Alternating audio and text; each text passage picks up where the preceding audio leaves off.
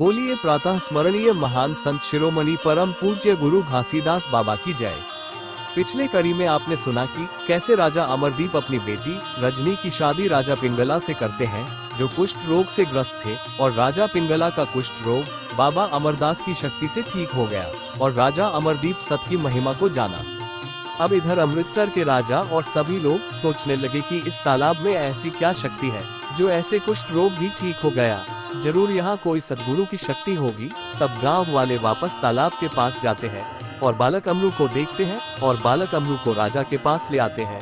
तब राजा बालक अमरू से पूछते हैं कि बालक, आपका नाम क्या है, आपका गांव कहाँ है और आपके माता पिता का नाम क्या है और यहाँ कैसे आए हो। तब बालक अमरू राजा से कहते हैं, मेरा नाम क्या है, मेरे माता पिता का नाम क्या है और मैं यहाँ कहाँ से आया हूँ ये तो जानता हूँ, पर मैं यहाँ कैसे आया, मुझे कौन लाया, मुझे यह मालूम नहीं है। तब राजा पूछते हैं, आपका और आपके माता पिता का नाम क्या है। तब बालक अपने पिता का नाम गुरु घासीदास और माता का नाम माता सखूरा और अपना नाम अमरदास बताते हैं और अपने गांव का नाम गिरौदपुरी बताते हैं। ये सुनकर राजा और सभी लोग सोचते हैं, हो सकता है कोई दिव्य सत्पुरुष के बेटे होंगे, कोई महान संत के बेटे होंगे, कहीं इन्हीं से तो प्रकाश नहीं आया होगा। तब राजा सब बात को विस्तार पूर्वक बताने बोलते हैं बालक अमरू को। तब बालक अमरू बोलते हैं कि मैं तालाब के किनारे बेर पेड़ के नीचे बैठा था और माता पिता को याद करके दिन रात रो रहा था। तब परखने वाले परख जाते हैं और तालाब के पास जहाँ अमरू बैठे थे वहाँ जाकर देखते हैं तो उन्हें एक धार का चिन्ह दिखाई देता है और सभी जान जाते हैं यह बालक कोई दिव्य सत्पुरुष महान संत के बेटे हैं। अब इधर बालक अमरू को अमृतसर के राजा अपने साथ रखने लगे। बालक अमरू को विद्यादान, शस्त्र चलाना, सब चीज सिखाने लगे और राजा के बालकों के साथ बाबा अमरदास खेलने लगे। इधर गिरौदपुरी में बाबा घासीदास बिना खाना खाए और बिना पानी पिए जंगल में घूम रहे थे और जहरीले जीव के पास जाने लगे ताकि कोई उन्हें नुकसान पहुंचा सके, क्योंकि बाबा घासीदास अपने जीवन से परेशान और दुखी हो गए थे।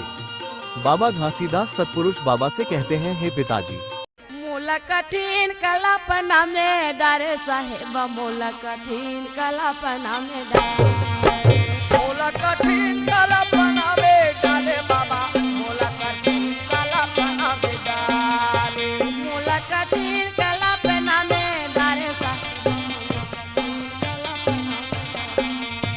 मोला कठिन कलापना में डाले बाबा, मोला कठिन कलापना में डाले, डारे डारे साहेब, मोला कठिन कलापना में डारे, डाले बाबा हो मोला कठिन कलापना में डाले, डारे डारे साहेब, मोला कठिन कलापना में डारे, डाले डाले बाबा हो मोला कठिन कलापना में डाले।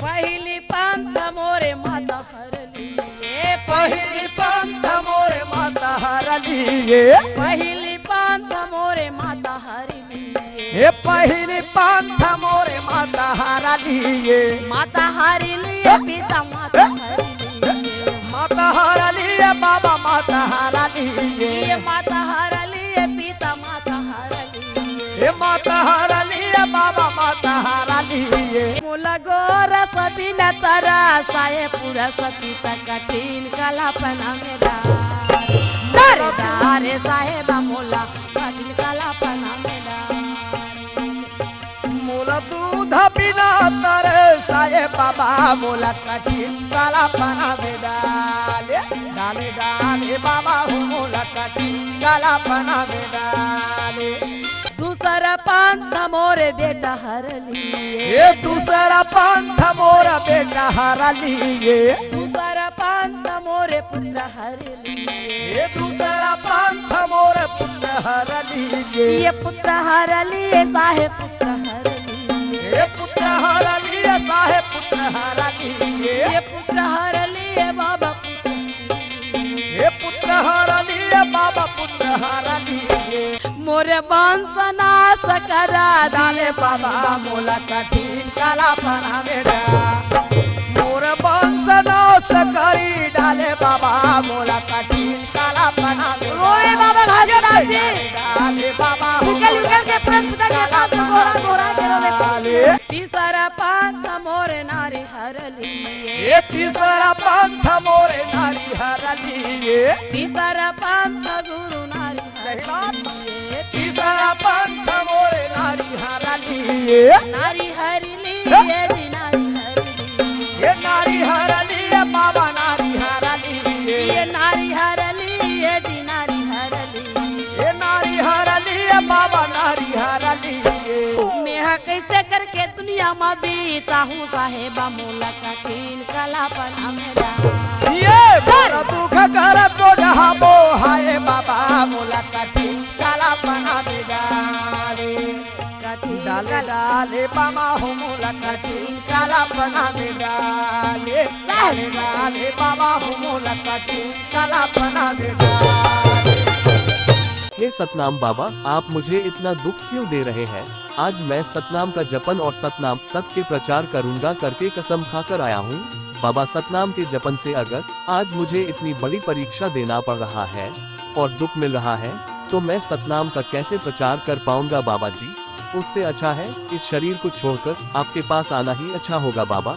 इस तरह दुखी होकर बाबा घासीदास बड़े बड़े खतरनाक जीव के पास जाने लगे ताकि वह उन्हें नुकसान पहुंचा सके, परंतु वे सभी जीव इनसे दूर भागने लगे। कोई उन्हें नुकसान नहीं पहुंचाना चाहता था। तब सतपुरुष बाबा आते हैं और बाबा घासीदास से कहते हैं कि घासी, आप दुखी नहीं हो, आपका बालक जीवित है और जहाँ कहीं भी है सुरक्षित है। और आप गिरौदपुरी में जाकर माता सखोरा, जिन्हें गांव के लोग मिट्टी दे दिए हैं, उन्हें जीवित कीजिए। आपके यहाँ एक नए नन्हे बालक का जन्म होने वाला है। सतपुरुष बाबा की बात सुनकर बाबा घासीदास कहते हैं, पिताजी, मैं कैसे सखोरा को जीवित कर सकता हूँ? तब सतपुरुष बाबा घासीदास बाबा से कहते हैं, घासी, आपके हाथों में अमृत है। अगर आपको यकीन नहीं हो रहा हो तो वह देखिए, वहाँ पर मरी हुई हिरण का बच्चा पड़ा हुआ है।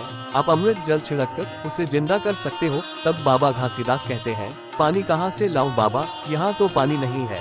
तब सतपुरुष बाबा कहते हैं, वह देखो घासी, वहाँ झरना गिर रहा है, जरूर वहाँ गड्ढे होगा और पानी रुक होगा। और तब बाबा घासीदास और सतपुरुष बाबा वही पास आकर गड्ढे से पानी लाकर बाबा घासीदास उस पानी को अमृत जल बना देते हैं और उस जल को हिरण के मुख में डालते हैं। तब हिरण आँख खोलती है और झटपट उठकर वहाँ से भाग जाती है। तब सतपुरुष बाबा कहते हैं, देख लिए घासी, आपकी हाथों में कितनी शक्ति है और आप यहाँ जंगल में घूम रहे हो। अब बाबा घासीदास और सतपुरुष बाबा हाथी की दहाड़ सुनकर आते हैं, जहाँ हाथी बीच नदी में फंसा हुआ था और मगरमच्छ उसको खाने की कोशिश कर रहा था।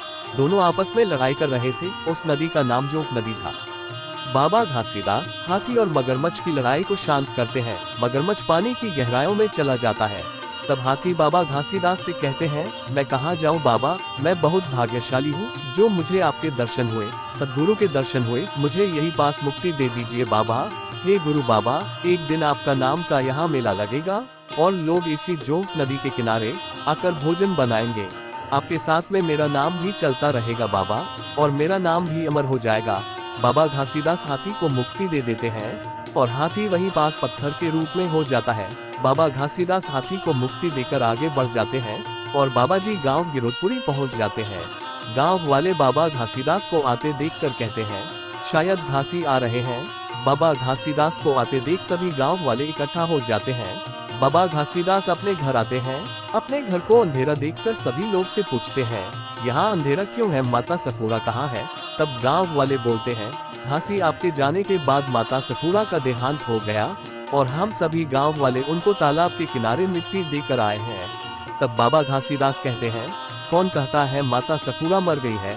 वह नहीं मरी है। चलिए उन्हें निकालिए, मैं उन्हें जिंदा करूंगा, मैं उन्हें जीवन दान दूंगा। सखोरा सो रही है, मरी नहीं है। बाबा घासीदास की बातें सुनकर सभी गांव वाले बाबा घासीदास से कहते हैं, आप कैसे बात कर रहे हैं घासी? उनका देहांत हुए बहुत समय हो गया है, हम उनको कैसे निकाले? ये काम सरकारी है, इसका स्वीकृति नहीं देगा सरकार और हमें भी विश्वास नहीं हो रहा है घासी। तभी एक व्यक्ति कहते हैं, अभी एक दादाजी के यहाँ बछड़ा का मृत्यु हुआ है, उसे ज्यादा से ज्यादा 1-2 घंटे हुआ होगा। पहले आप उसे जिंदा करके दिखाओ, फिर हम आपकी बातों पर विश्वास करेंगे।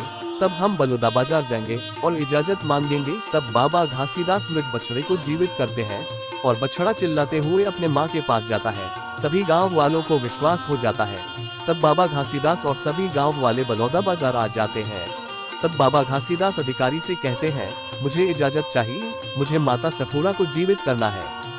तब अधिकारी कहते हैं, ये हमारे बस की बात नहीं है, आप रायपुर जाए बड़े अधिकारी के पास। बाबा घासीदास और सभी लोग रायपुर बड़े अधिकारी के पास आ जाते हैं और बाबा घासीदास अधिकारी से कहते हैं कि मुझे माता सफूरा को जिंदा करना है, आप मुझे इजाजत दे दीजिए। बाबा घासीदास की बार बार बोलना सुनकर आधिकारिक इजाजत दे देते हैं और कहते हैं, घासीदास अगर आप माता सफूरा को जिंदा नहीं कर पाए तो आपको जेल हो जाएगी। तब बाबा घासीदास कहते हैं, ठीक है, मैं अगर जिंदा नहीं कर पाया तब मैं सजा के लिए तैयार हूँ, लेकिन मैं आपके सामने माता सफूरा को जिंदा करके दिखाऊंगा। आदेश मिलने के बाद बाबा घासीदास और सभी लोग गांव गिरोधपुरी पहुंचते हैं। माता सफूरा को मिट्टी के अंदर से निकाला जाता है। फिर बाबा घासीदास अमृत जल बनाकर माता सफूरा के मुख में डालते हैं। तब माता सफूरा आँख खोलती है और बाबा घासीदास को देखती है। फिर माता सफूरा हाथ जोड़कर बाबा घासीदास से कहते हैं कि इस दुख के बजाय तो मैं सोई थी वही अच्छा था, आप मुझे क्यों जगाएं? और आगे कहती हैं, मोर सूते सूते नींदला जगाए साहेबा, मोर सूते सूते नींदला जगाए, मोर सोए हुए नींदला जगाए बाबा, मोर सोए सूते नींदला जगाए, मोर सोए हुए नींदला जगाए साहेबा, मोर सोए हुए नींदला जगाए बाबा, मोर सोए हुए नींदला जगाए, मोर जगाए साहेबा जी, सूते हुए नींदला जगाए, जगाए बाबा हो मोर सोए हुए नींदला जगाए, जगाए साहेबा मोर सूते हुए नींदला जगाए, ये जगाए बाबा हो मोर सोए हुए नींदला जगाए। तब बाबा घासीदास कहते हैं, कितने दिनों तक सोती रहोगी? तब माता सफूरा कहती है, मुझे अब ये दुख सहन नहीं हो रहा है, मैं कहाँ जाऊँ? तब बाबा घासीदास कहते हैं, अब सभी दुख समाप्त हो जाएगी सफूरा। अब माता सफूरा बाबा घासीदास का चरण मनाते हुए सतनाम बाबा का नाम लेते हुए उठती है।